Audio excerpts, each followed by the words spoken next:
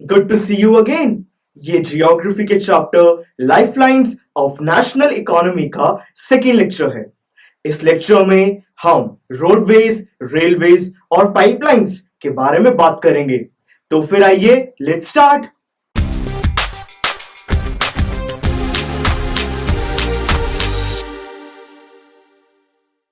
Students, शुरुआत करते हैं रोडवेज से।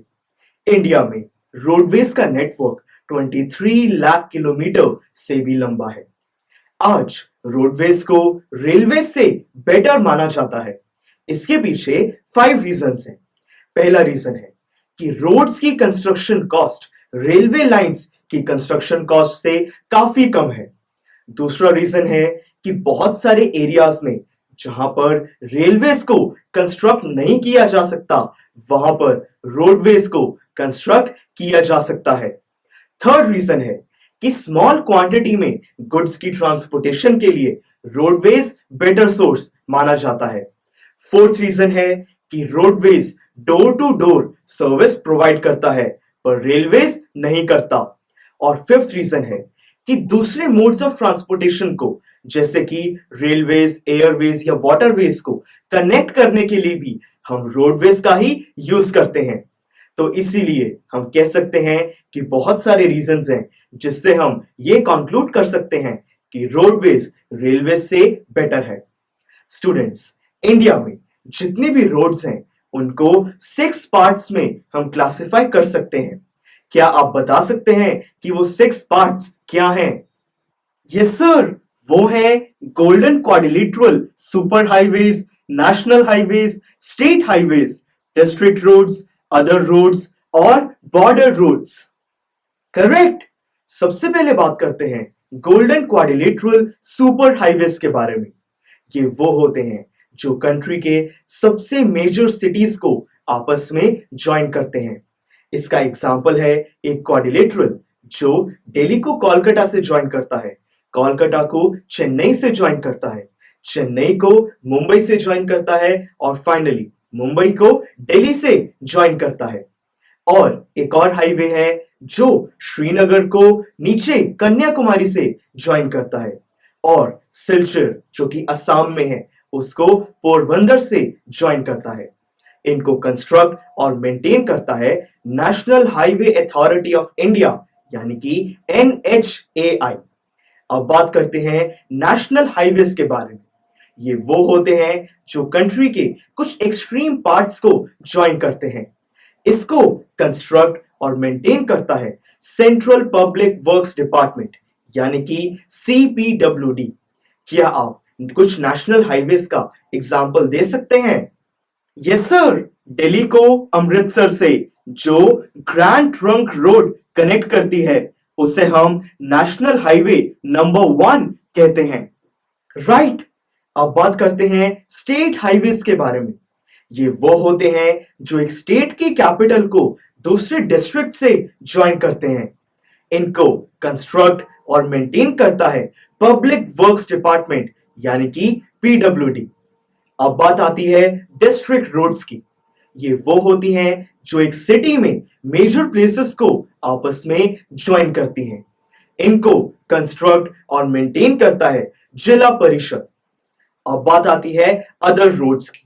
इसमें उनको इंक्लूड किया जाता है जो रूरल एरियाज को अर्बन एरियाज से कनेक्ट करते हैं यानी कि विलेजेस को सिटीज से कनेक्ट करते हैं। क्या आप बता सकते हैं कि इनको कंट्रोल कौन करता है? यस सर, इनको प्रधानमंत्री ग्रामीण सड़क योजना के अंडर कुछ स्पेशल ग्रुप्स कंट्रोल करते हैं। I am impressed. अब बात करते हैं बॉर्डर रोड्स की। ये वो रोड्स होती हैं जो कंट्री के बॉर्डर के पास होती हैं। इनको कंस्ट्रक्ट और मेंटेन करता है बॉर्डर रोड ऑर्गेनाइजेशन यानी कि BRO।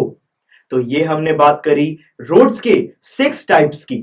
क्या आप जानते हैं कि रोड्स के मटेरियल के बेसिस पर भी हम उनको 2 पार्ट्स में क्लासिफाई कर सकते हैं। वो हैं मेटल रोड्स और अनमेटल्ड रोड्स। मेटल रोड्स वो होते हैं जो सीमेंट या कंक्रीट के बने होते हैं। ये पूरे साल में हर सीजन में हम इनको एक्सेस कर सकते हैं, पर अनमेटल्ड रोड्स वो होती हैं जिनको सैंड या सॉइल से बनाया जाता है। इनको हम जनरली कच्ची रोड्स भी कहते हैं और इनको रेनी सीजन के टाइम पर हम एक्सेस नहीं कर सकते। अगर हम रोड डेंसिटी की बात करें तो 100 स्क्वायर किलोमीटर एरिया में टोटल रोड की लेंथ का रेशो जो होता है उसे हम रोड डेंसिटी कहते हैं। इंडिया में रोड डिस्ट्रीब्यूशन यूनिफॉर्म नहीं है। कुछ एरियाज जैसे कि जम्मू एंड कश्मीर में रोड डेंसिटी अराउंड 10 किलोमीटर है सिर्फ, पर उत्तर प्रदेश में 530 किलोमीटर से भी ज्यादा है। तो ओवरऑल इंडियन रोड्स कंजस्टेड भी हैं, खड्डे भी बहुत ज्यादा हैं, हम कह सकते हैं कि इनएडिक्वेट हैं, पर ओवरऑल ट्रांसपोर्टेशन में ये बहुत बड़ा रोल प्ले करती हैं। सर, अब रेलवेज के बारे में कुछ बताइए ना। जरूर, अगर रेलवेज की बात करें तो बल्कि गुड्स को ट्रांसपोर्ट करने के लिए और पैसेंजर्स के लिए ये मोड सबसे प्रिंसिपल मोड माना जाता है। नेशनल इकोनॉमी में ये आज बहुत बड़ा रोल प्ले कर रहे हैं। इंडिया में टोटल रेलवे नेटवर्क 65,000 किलोमीटर्स से भी लंबा है, पर आजकल रेलवे अथॉरिटीज बहुत सारी प्रॉब्लम्स फेस कर रही हैं। पहली प्रॉब्लम है कि बहुत सारे पैसेंजर्स बिना टिकट के ट्रैवल करते हैं। दूसरी प्रॉब्लम है कि बहुत सारे पैसेंजर्स रेलवे की प्रॉपर्टी को नुकसान भी पहुंचाते हैं। और थर्ड है कि बहुत सारे पैसेंजर्स रेलवे प्रॉपर्टी को चोरी भी कर लेते हैं। तो ओवरऑल रेलवेज एक बहुत इंपॉर्टेंट रोल नेशनल इकोनॉमी में निभाती हैं। अब बात करते हैं पाइपलाइंस के बारे में। पहले पाइपलाइंस को वाटर ट्रांसपोर्टेशन के लिए यूज किया जाता था, पर आज इनको क्रूड ऑयल, पेट्रोलियम प्रोडक्ट्स और नेचुरल गैस ट्रांसपोर्ट करने के लिए भी यूज किया जाता है। यस सर, पाइपलाइंस कंस्ट्रक्ट करने की इनिशियल कॉस्ट तो काफी ज्यादा है, पर इसकी मेंटेनेंस कॉस्ट बहुत कम है। करेक्ट। आज इंडिया में 3 मेजर पाइपलाइन नेटवर्क हैं। एक है जो असम से कानपुर तक है, दूसरा है जो गुजरात से जालंधर पंजाब तक है, और थर्ड है जो गुजरात से उत्तर प्रदेश तक है। तो ओवरऑल इस लेक्चर में हमने बात करी रोडवेज, रेलवेज और पाइपलाइंस के बारे में। This was all about this topic. क्या आप जानते हैं कि इंडियन रेलवेज को अलग अलग रीजन्स के हिसाब से 16 जोन्स में डिवाइड किया गया है। तो फिर अब आप पता लगाइए कि आपके एरिया का जो रेलवे स्टेशन है वो कौन से जोन में आता है। ढूंढिए और इस वीडियो के नीचे कमेंट्स में मुझे बताइए। नेक्स्ट लेक्चर में हम वाटरवेज और एयरवेज के बारे में बात करेंगे। Click here to go to the next lecture of this chapter. Thank you for watching and have a good day.